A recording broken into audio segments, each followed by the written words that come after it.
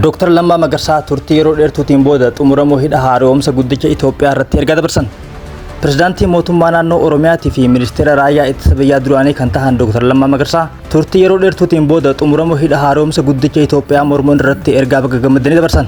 Dr. Lammaa Magarsaa yeroo pirezidaantii mootummaa naannoo Oromiyaa turetti qabsoo warraaqsa bilisummaa qabsoo qeerroo keessatti namoota jijjiirama keessaa qooda qaban turan. Haa ta'u malee eega jijjiiramni dhufeen booda wal dhabdee siyaasaa uumameen haala jiru keessa harka dhadhootee ture. Dr. Lammaa Magarsaa waggoota dheeraaf eega sagalee dho'ifatee riphiseen booda xumuramuu hidha Guddicha mormuu yookaan abbaa irratti haala armaan gadiitiin ergaa dabarsan. Itoophiyaanonni yoo walqoodu dhiifnee waloomnee waliin hojjenne seenaa bareedaa hojjechuu akka dandeenyu agarsiise eega jaaniin booda.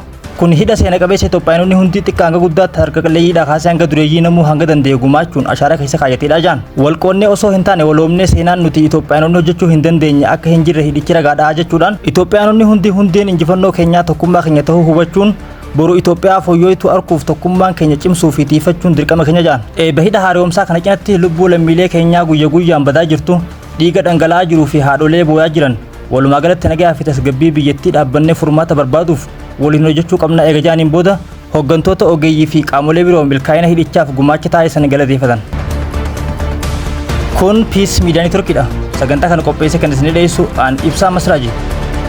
Qophiilee birootiin hanga walitti deebinutti nagaan turaa isiniin jenna.